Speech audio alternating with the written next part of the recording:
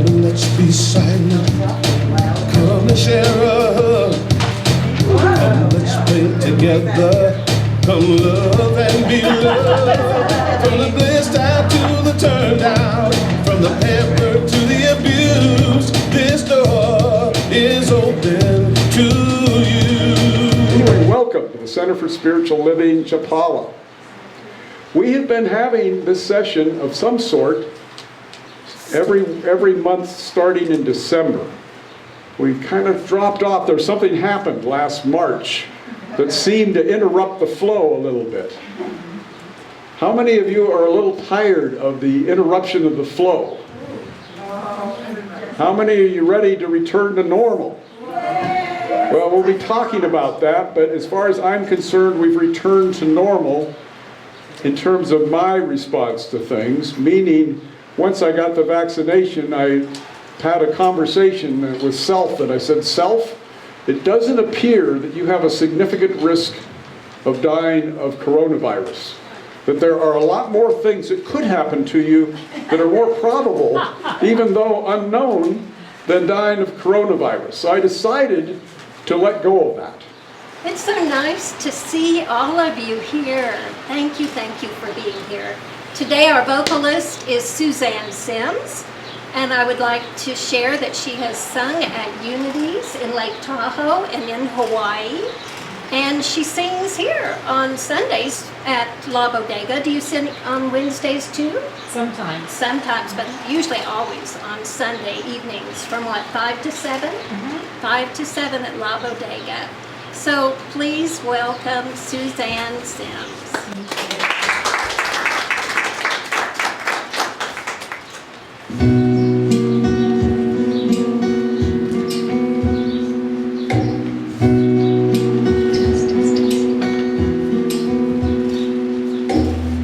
Lord, make me an instrument of your peace. Where there is hatred, let me sow love. Where there is injury, pardon. Where there is doubt, faith. Where there's despair, hope. Where there is darkness, light. Where there is sadness, joy.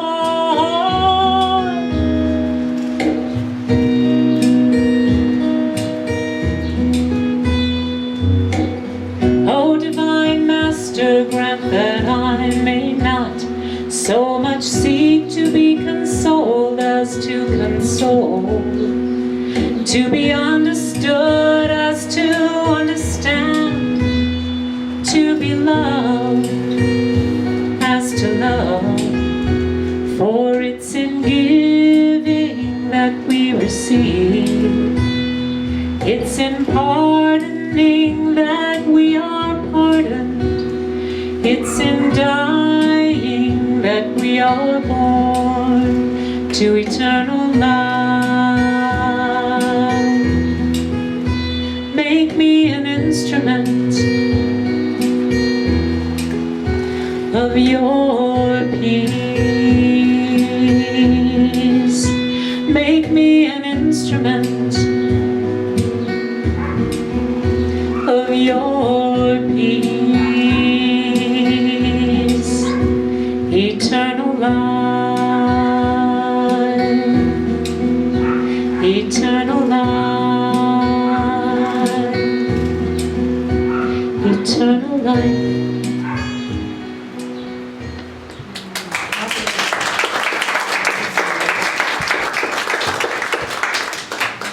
Thank you, Suzanne. That was beautiful. Yes, thank you. So now I get to lead an opening meditation. So please join me. Close your eyes if you like. Relax in your chairs. And just take a few deep breaths. Breathing in the love and the light of Source. And breathing out the peace and the calm. And just take a few more deep breaths. Breathing in, leave all your cares and worries outside the door.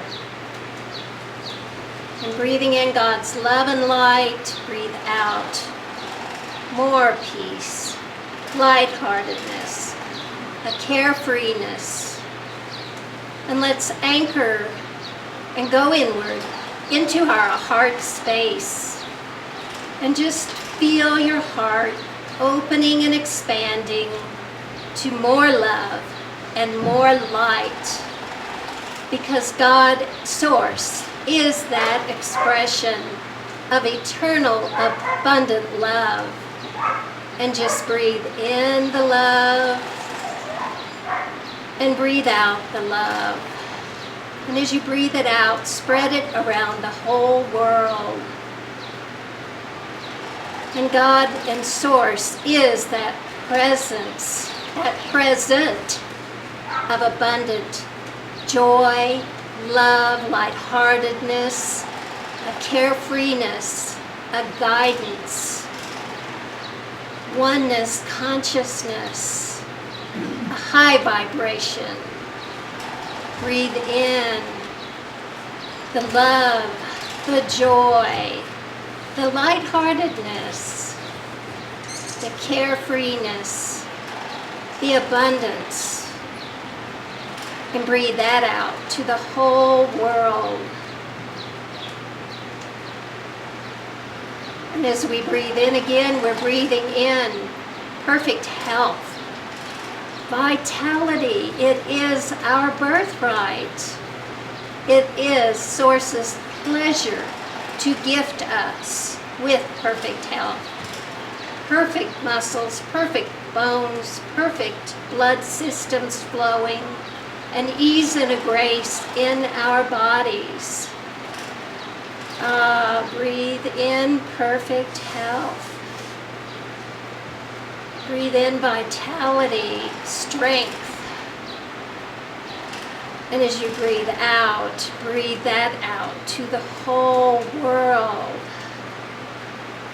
We are spreading Source's abundant gifts.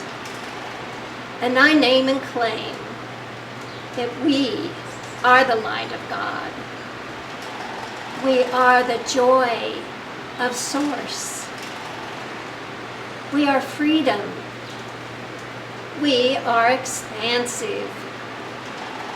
We are health, vitality, wealth. We are loving relationships. And as we breathe this in, we expand our hearts. We expand our consciousness to the whole world. And I am so grateful that in this time of meditation, we have grounded and anchored into the deep truth of our connection, our oneness with Source. And with joy and gratitude, I say thank you, thank you, thank you. Thank you, Source. And now join me coming back into the room, opening your eyes, wiggling your toes, knowing you are divine. You are blessed and are a blessing. And so it is. Amen.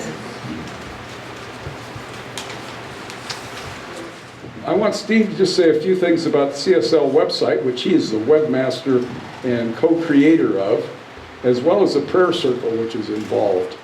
So the website is www.cslchapala.com, all small letters. I invite you to go check it out. It has lots of information there. Reverend Deb and I, she was the impetus to get this totally redone. It's been redone in the last year, what it was. But on there you can sign up for the newsletter. You can look at past videos of services. You can make a prayer request. Your prayer request will go to me, and then I will immediately pass it on to we have our Wednesday morning prayer circle that we take into prayer for anybody who requests it, so that happens. There's a calendar on there that lists all the classes, lists the upcoming services. So we do the offering later. Feel free to, you could donate on the site also. There's several different donate buttons. It goes through PayPal, where you can either do it through your bank or through a credit card. And personally, I do a monthly donation to CSL here using that. So feel free to do that. Next, I wanted Reverend Rebecca to talk a little bit about the things that she's up to. Yes, well, just to give you the great news that yes, we will have a convention, a presential convention with quite a few of our speakers and leaders coming here. And we will also be having a virtual convention. But you, the personal convention, you are very lucky because it is by invitation.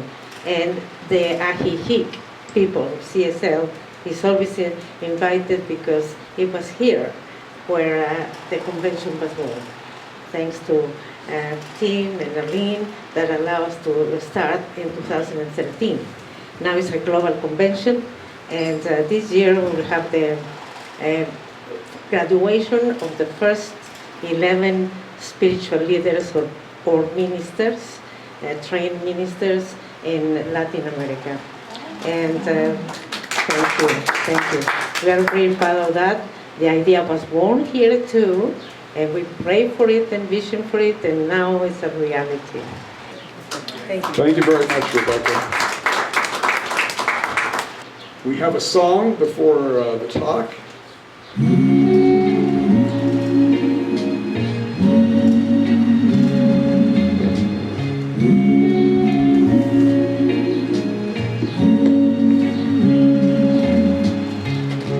People get ready, there's a train a-coming.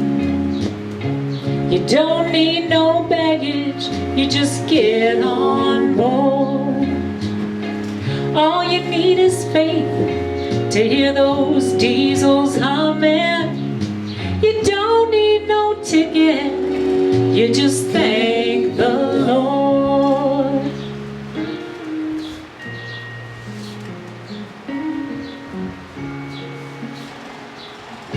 Now people get ready, here comes that train to Jordan.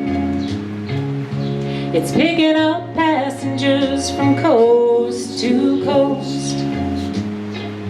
Faith is the key, open those doors and board them, 'cause there's room for all among us who love the most.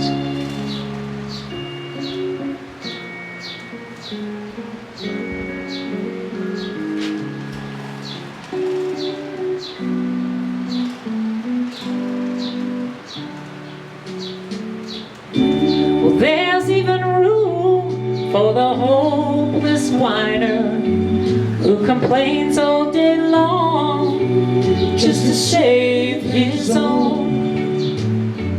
Have pity on me if my consciousness grows dimmer, 'cause there's no hiding place from the kingdom's throne. So people get ready, there's a train a-coming.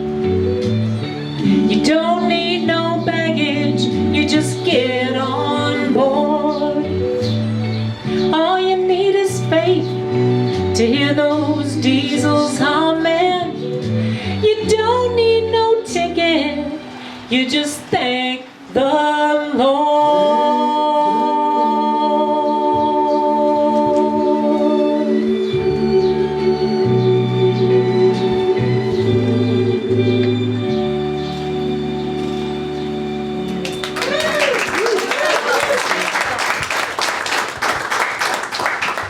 I love that song, but the part that gets me is that you don't need any baggage. In fact, taking the baggage will make it hard to get on the train. That's the whole problem. So I'm going to talk about something that isn't really much of a theme that's discussed as such in Science of Mind. It really comes out of, in my experience, out of a book written by the title, Spirituality of Imperfection, by a fellow named Kreutz, who is a longtime AA recovery person. And it's an interesting book. Ask me about it in detail later, and I'll tell you more about it.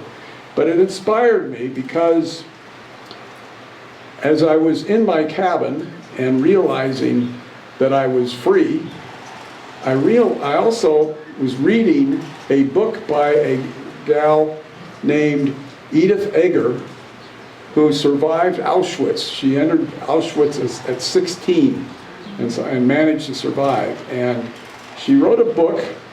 She's written several books.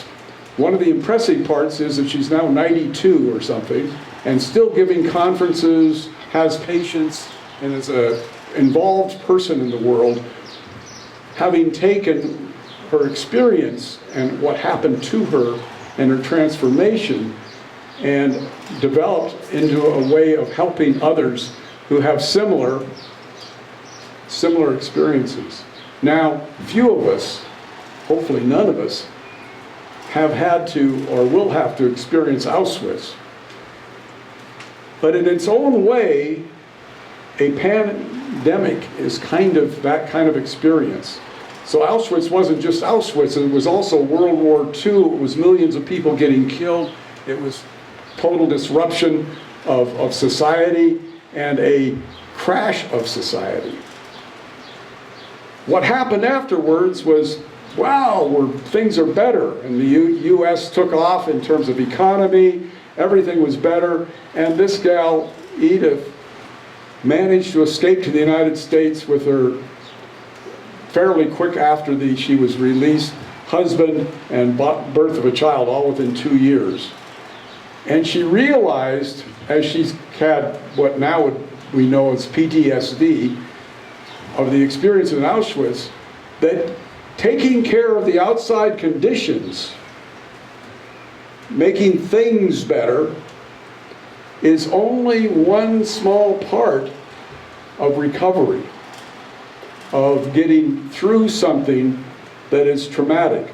And most of us, I would argue all of us, have suffered traumas along the way that leave scar tissue, figuratively speaking, and leave us with ways of thinking and reacting that don't serve us.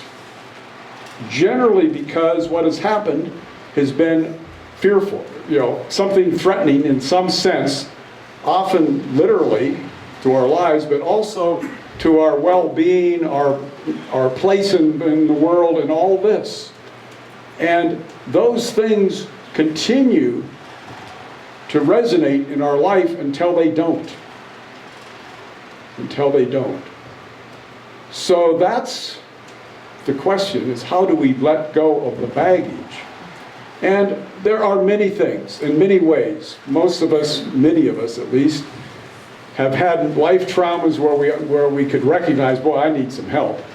In my case, it happened to be through alcoholism and then other aspects of my life that suddenly weren't working, were crashing and burning. So the external becomes a signal that there's a problem.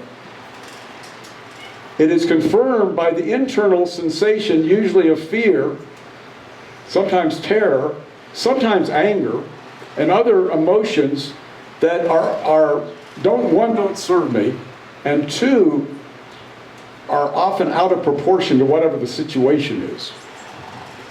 And causes, in my case, embarrassment sometimes, or, wow, I wonder where that's coming from. And so it's great that we're nearly over the pandemic. And there's a lot of information saying that. We're a green state. Did you know that? We're a green state, meaning while things are good, go for it. Now, fortunately, we have that label, which means that there's little contagion, because when I've gone out, and we drove into Guadalajara, so we had a Costco and other store experience, and we've gone out to dinner, and we've been out and about, and there is no evidence that there is a pandemic going on, either in what people are doing, how they're acting, social distancing, or in their spirit. You can feel the enthusiasm and the optimism. The same thing was apparent in President Biden's speech. How many of you heard it or are aware of it? Well, it was a good news speech. Things are clearly turning around. the U.S. is clearly involving itself in with the rest of the world in a more productive way. There are experiences that are things that are happening that will make a better conditions for people. And as Edith Eger points out, if we do not heal the underlying condition, the beliefs, the attitudes, the training that is our cultural heritage, that defines who we are, it makes it so when I walk into a room, people can look at me and know pretty much where I came from, right? And the same with some exaggeration for many of us. We are distinctive culturally, ethnically, racially, in the sense that the word is used in the United States.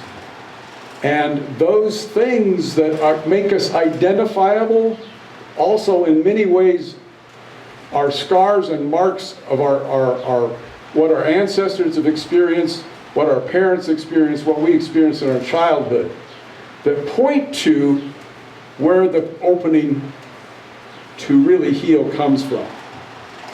So the question, and what I would ask, is where are you healing? Where do you need to heal? Because often we will pray for, oh God, let me get over this illness, or give me a job so I have enough money so I can feed my family.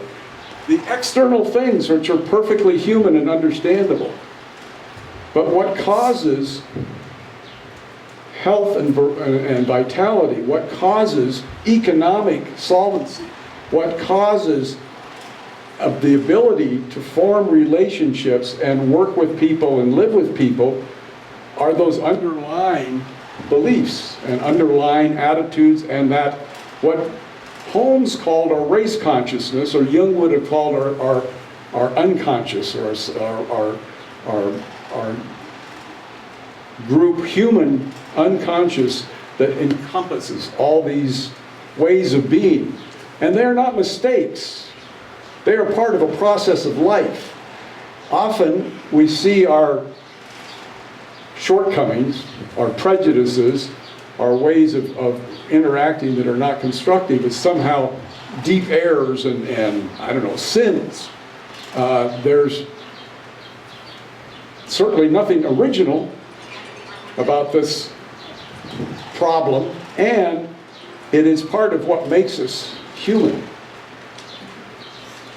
The ability to receive and be open to healing is also universal. And it doesn't require belief in a given ideology, doxology, or medical knowledge, or technical. None of those things are actually important to the healing that is possible. That's why, whether it be, there's my cat. Did you hear that? She is in agreement. She's saying amen, or meow meow, but it's the same thing when you translate it.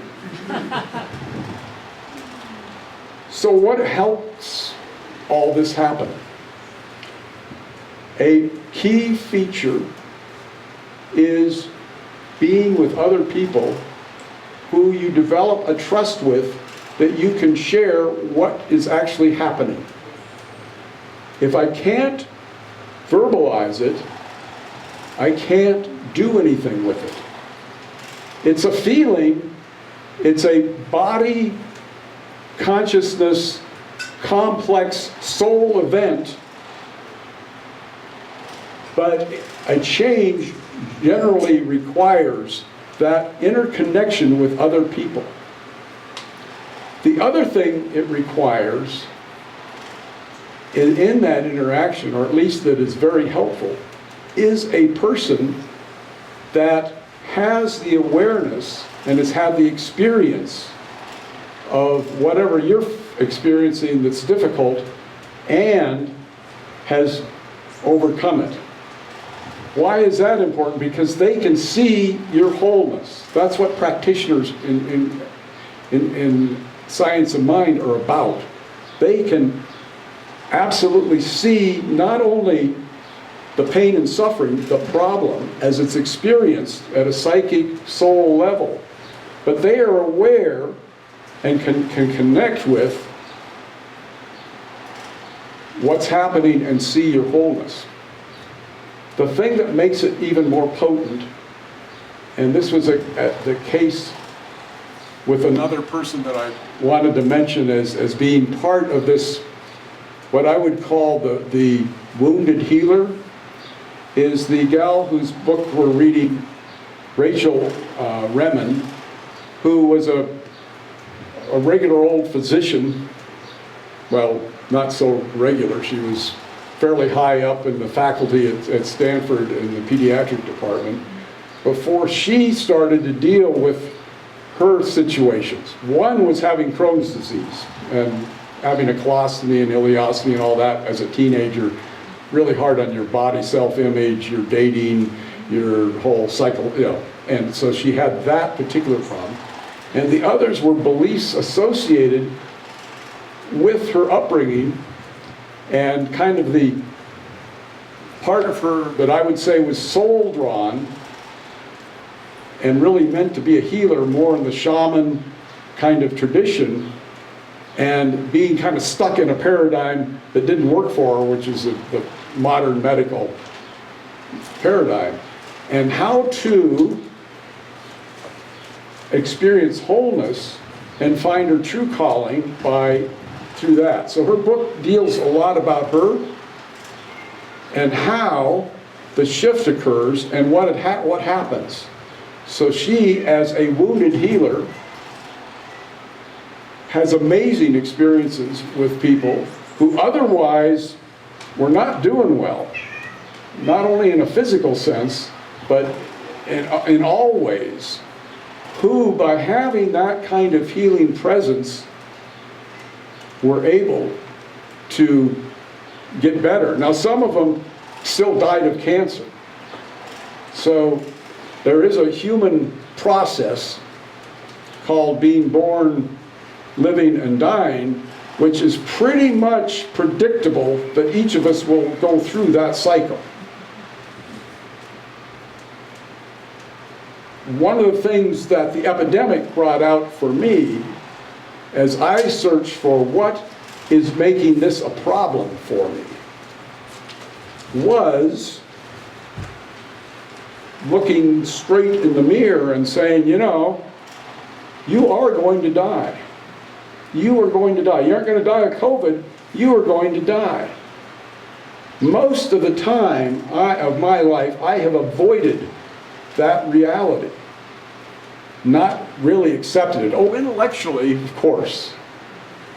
But in a sense that is part of a process, that is me and that is okay, and to embrace it as opposed to flee it.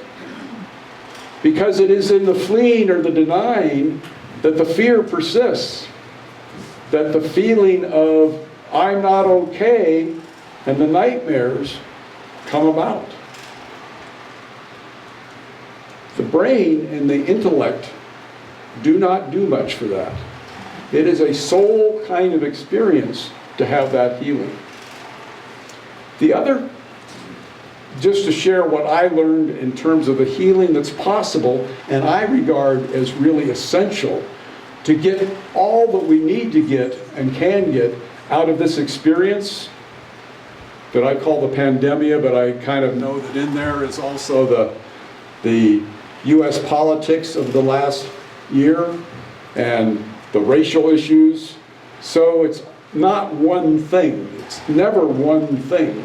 It's everything coming together.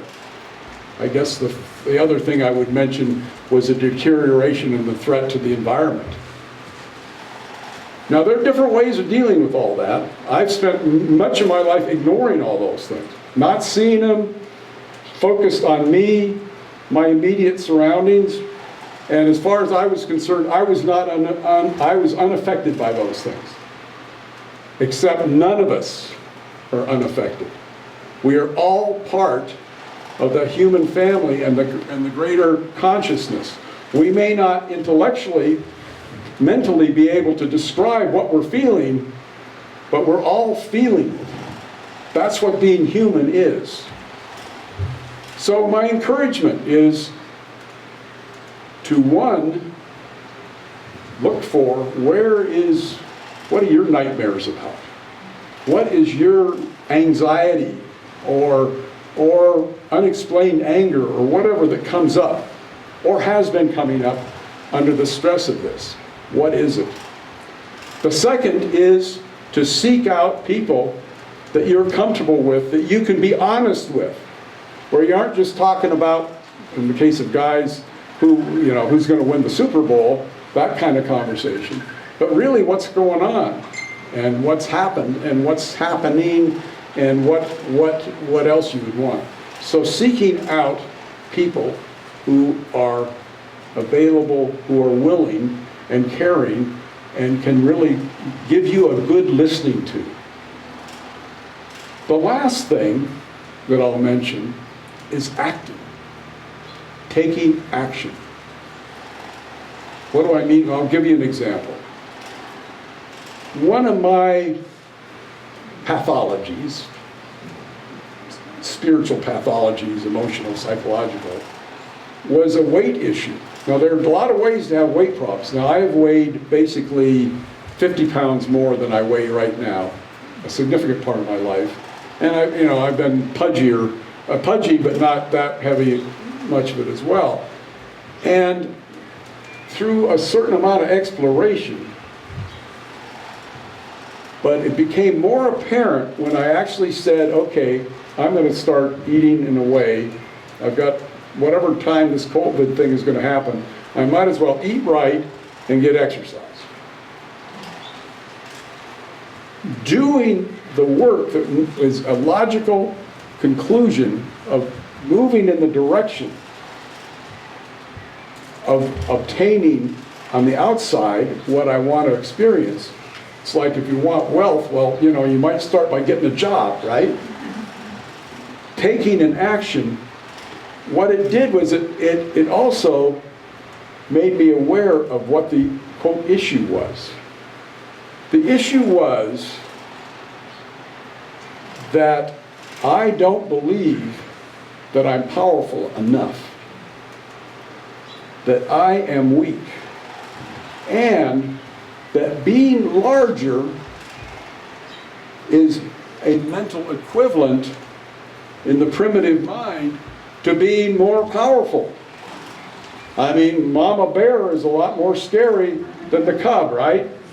There's a lot of sort of primitive but very real as creatures messages like that.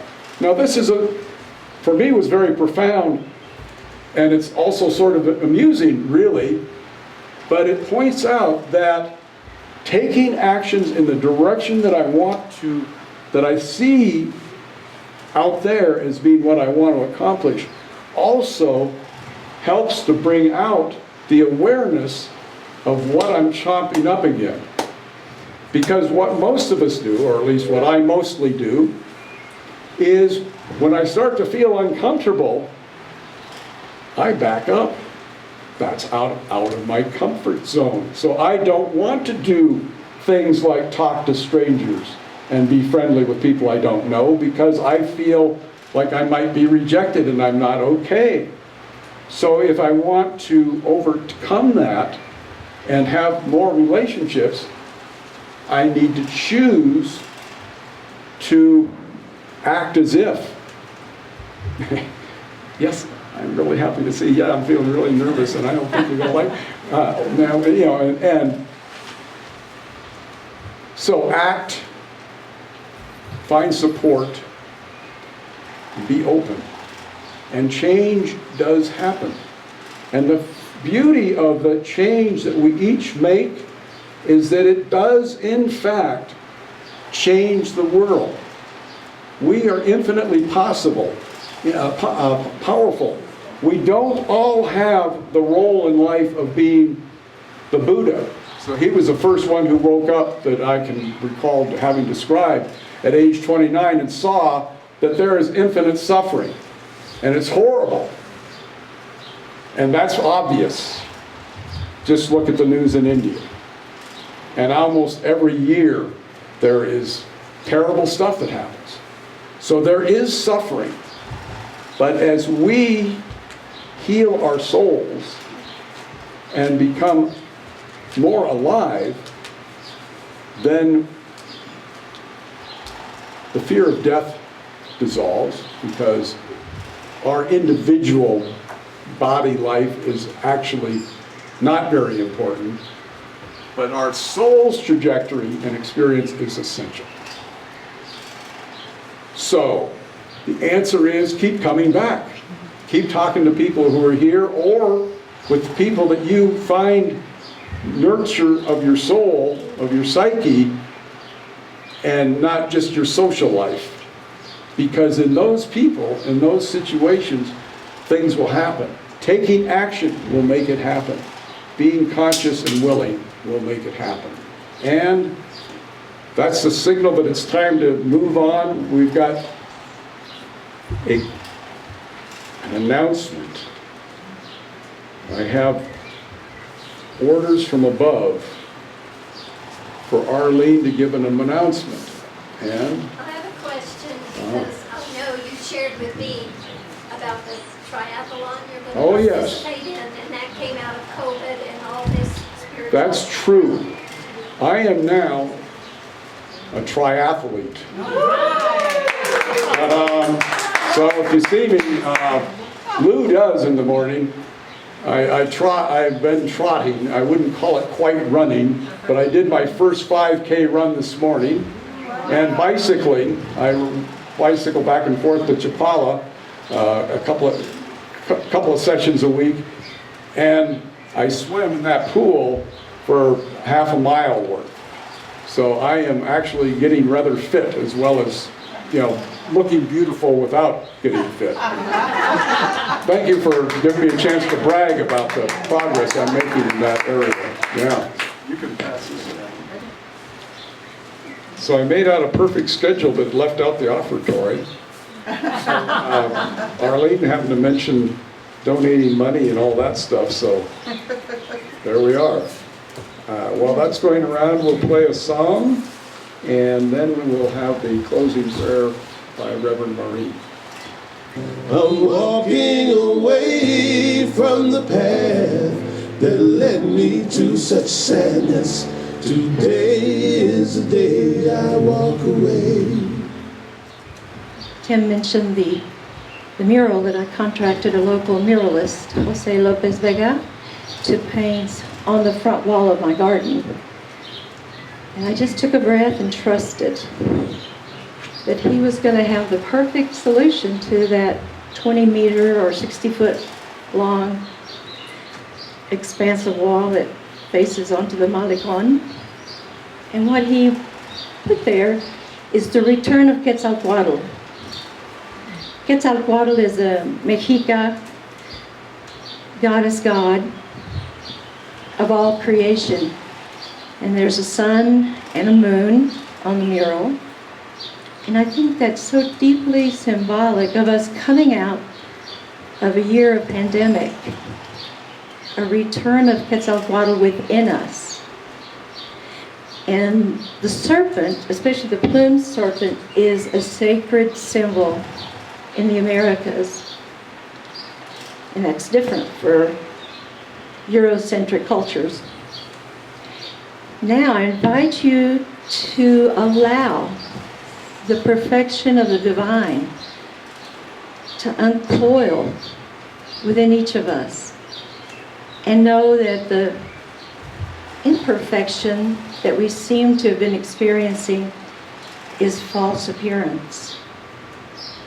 And when we call on the divine, there is always perfect balance in our lives. When we allow the divine to uncoil within our lives, we are lifted up by words like those spoken by Reverend Tim, by the inspiration of art, song, music, being with other people, The divine as perfect love right here, right now in all of us. Perfect light, perfect joy. Joy being the sure sign of the presence of God. God is within each of us. When we are vigilant about guiding our thoughts, we see all things as perfect, right here, right now, in everyone, in everything. And that is the true gift of the divine within, the gift of the return of Quetzalcoatl.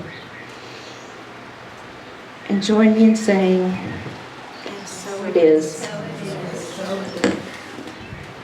And if you want to sit around here for a little while before we head off dancing or whatever we do, you're welcome to do that too, and thank you for being here.